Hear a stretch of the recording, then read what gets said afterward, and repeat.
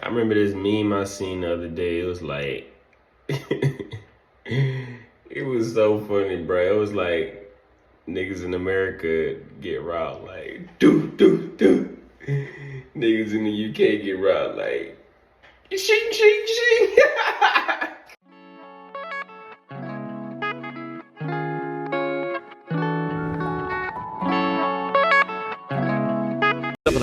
Central C broke out of the UK drill scene to become an international star. But most fans have no idea about his time in the streets or his violent beef with Digga D, another drill rapper who grew up 5 minutes away from him. From machete fights to prison stabbings, this is the shocking story behind their deadly beef. I don't be knowing none Central of their names C and or none Digga of their D songs. both from London's West End in an area called Ladbroke. Digga D spent his entire early life there, but Central C's family ended up moving 5 minutes away to a neighborhood called Shepherd's Bush. Yeah, y'all UK niggas, I don't be knowing none of y'all songs, but a couple things I give y'all.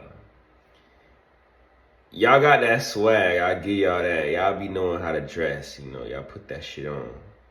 Sometimes, not all the time.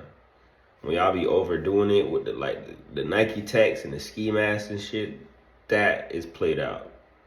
But if y'all really know, y'all be knowing how to put that shit on. It's almost like New York in a way. And another thing is y'all just them dances, yeah, y'all got them dance moves on point. You know, like UK and New York, you know that drill shit, y'all fly with that. Shepherd's Bush and Ladbroke are two of the most violent areas in the West End. Ladbroke actually has a lot of wealthy people and nice homes though. It's a wild place because on one side of the street, you have families who can't afford food or keep the lights on, and right across from them, you'll see little kids with parents who buy them Rolexes. Back in the day, both areas were under the umbrella of one gang called 916. It's not clear what went down behind the scenes, but at some point they had an internal beef and ended up splitting the hoods apart. The crew from Ladbroke became known as 1011, and the dudes in Shepherd's Bush started two new gangs called 12 World and 12 Anti. Even though they're technically two different sets, 12 World and 12 Anti are clicked up heavy and share the same ops. Central C and Digga D also went to the same school for a while, but they was a couple of years apart, and Digga ended up getting kicked out pretty early after he got caught with weed. C was always surrounded by street activity, but he actually tried working a legit job before hopping off the porch. C started working at a shoe store, but it ain't take long for him to realize that the real money was in the trenches. After just 3 weeks, he knew that working retail wasn't going to support the kind of lifestyle he wanted, so he bounced and started moving weight instead. Around the same time, C was already trying to make it in the music industry.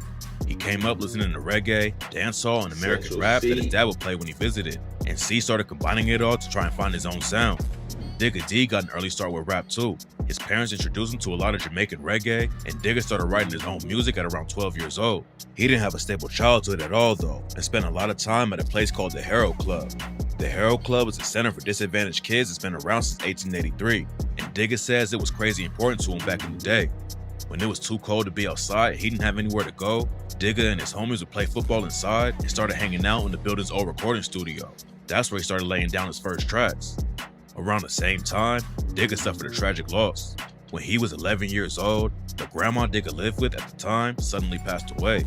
He paid tribute to her on the track Intro and rapped, "Mom's life, I was 11 or 12, with half an M and some digital scales. Moved in with my nan, used to sneak in girls. 177 South Tram Crescent, my nan got cancer, I was 11. She passed away, know she went to heaven. She's on my mind, that's all through lessons."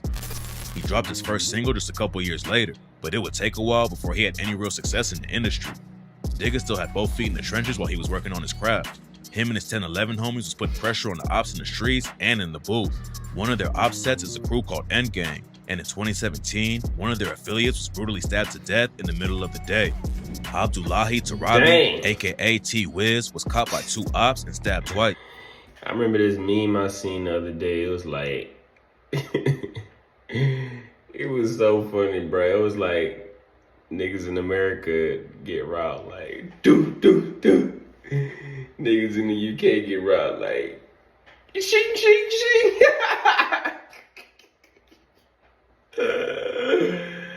Oh my god, bro, that shit had me dying, bro. They said ching ching ching. Like they fighting with knives and shit, bro. Yeah, America, y'all, it's pressure out here, bro. I don't know what y'all got going on. He ran away screaming for help while a bunch of horrified families watched it happen. Then he tragically collapsed around 100 yards away and died at the scene. Around 2016 and 2017, Digga and the rest of 1011 started dropping some of the most savage drill tracks in UK history. And on the song Kill Confirmed, Digga dissed T-Wiz and his brother and rapped, "If you run too slow, then you're pissed. We ain't touched no one from the end. Everyone knows that's fibs. Young T-Wiz got a chest shot. He just never died like his bro T-Wiz." Digga was popping off like crazy and helped put UK drill on the map. But instead of going all in with the music, he was still active in the streets. And at the end of 2017, he got locked up with a bunch of other 1011 affiliates for allegedly planning an attack on 12 World. 1011 had beef with a few different sets on the West End, but they was always taking shots at dudes from Shepherd's Bush. The 1011 track, Next Up, went viral like crazy and racked up over 1 million streams in under a couple of weeks. And on the track, Digga's homie Savo rapped, "How many times have I read on Bush? Like one of them boys gotta go. Back out my ting and make man swim. Like Ching Man down on votes. Catch me a op and stab up his head, then 10 toes back to the Grove." The cops found Digga and his homies on their way to 12 World territory carrying baseball bats and machetes and booked them on conspiracy to commit violent disorder. They all tried to claim they were just shooting the music video, but the cops didn't buy it and Digga got hit with the 1-year sentence. Getting locked up right when the music was gaining traction was bad, but the situation had way more consequences than anyone expected. While he was in court, the cops started taking a closer look at Digga's music videos and lyrics and realized 1011 was talking about real life situations in their tracks. They thought the music might lead to more violence in the streets, so they hit Digga with a criminal behavior order and required him to get permission from the police to release new music, banned him from talking about specific areas of London, and banned him from referencing any real crimes or the people involved with them. Plus, 4 of 1011's music videos were taken off of YouTube by the police. They had already run up huge numbers and were building a worldwide audience through their music videos, but the cops put a massive hurdle in front of them when they took the videos down. If Digga put out any music that the cops thought broke the CBO, they could take him right back to prison and there was nothing he could do about it. Anti-censorship groups came out to fight for Digga's freedom from the CBO, but none of it worked and he had to learn how to make drill music under the crazy rules they put on him. While Digga in 1011 was paving a new lane in UK drill, Central C was working on his own craft. He hopped on the track Ain't Nothing remix with J. Hugh back in 2015, which led to him getting a feature with Dave. Dave is one of the hottest UK rappers in the world right now, but back then he was still underground, so Central C didn't get a lot of shine from working with him. Back then, Central C was rapping with autotune and making pretty generic trap songs. He dropped his first single in 2016 and followed it up with 2 projects in 2017, but none of it made much of an impact in the UK drill scene. While he was trying to get the music popping, C was still in the streets though. And in 2018, the beef between him and Digga D almost took a deadly turn. In 2018, Digga came back home after serving time for allegedly planning the attack on 12 World. He wasn't going to just keep his head down and focus on the music though. And in November, he allegedly caught Central C and his brother on the street. On November 30th, 2018, Central C was with his little brother and some of their homies on the block when Digga D and one of his people pulled up on them and started some kind of argument. It's not clear what the situation was really about, but it got so heated that Digga allegedly pulled out a blade and stabbed Central C's brother. Digga and the other dude were both arrested and went back to prison for violating his criminal behavior order. The charges ended up getting dropped, but Digga still had to deal with some life-changing consequences over it. While he was back on the inside, someone attacked Digga with a blade they made out of a tuna can and stabbed him in the eye. Digga lost vision in the eye, and his lawyer said he was dealing with PTSD over the situation. He still wasn't allowed to speak on any real-life violence in his music, but last year, Digga allegedly admitted to stabbing Central C's brother on a leaked track where he raps, "Who the fuck is Central C? The only wilds in West is me. We chefed his brother, went to jail, but still took the not guilty plea." And on another leak, he said, "Don't compare me to Central C. He just stood there and watched when we chinged his brother. I went to jail for that little fucker. I still came home to the nicest supper." Central C clapped back on the track called Shoulder and rapped, "Last time I let that slide, but this time I ain't gonna let that run. They made a diss track, that shit was too whack to get a response. It's sad, cat, I love my hood where I'm from, but that place ain't where I belong." Then he took it a step further on the track Ended Up Beginning and said, "See the way I chop it? Would've thought I had a black belt. I don't even need practice, I'm a natural. I wanna hit Tennessee and don't mean Nashville." The line was about a model that Digga D used to date named Tennessee Thresher. Obviously the diss ain't having too press though, cause Digga just tweeted, "Rapping about 10, that's your way of payback? Damn lil bro." Digga D and Central C were already ops cause of the crews they rep, but there's another reason Digga has issues with him. Since at least 2018, Digga has been sending shots back and forth with another rapper named Fredo. It's not clear where it all started, but one time Fredo went on Instagram Live and said that he's not making music with anyone from Ladbroke Road. Not making songs for that. Niggas all got the same name. Later, all y'all niggas got the same names. Fredo, Baby, Lil. Yeah. Y'all got the same name. Digga was on live when someone started playing a track from Fredo and Dave.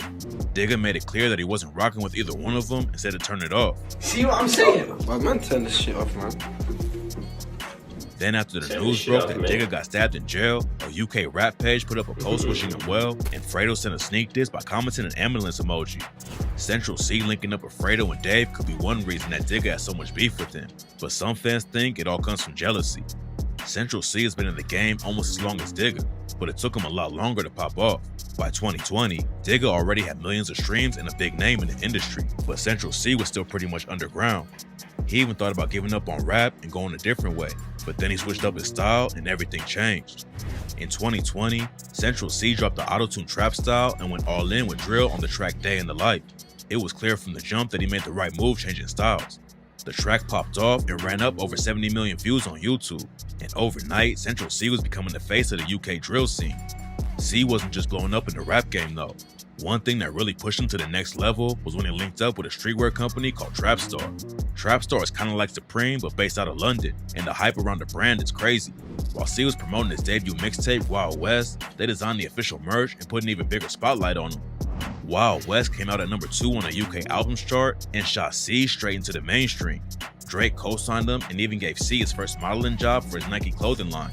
C kept it pushing and dropped more hits like Obsessed With You and Retail Therapy, then leveled up again with the track Doja.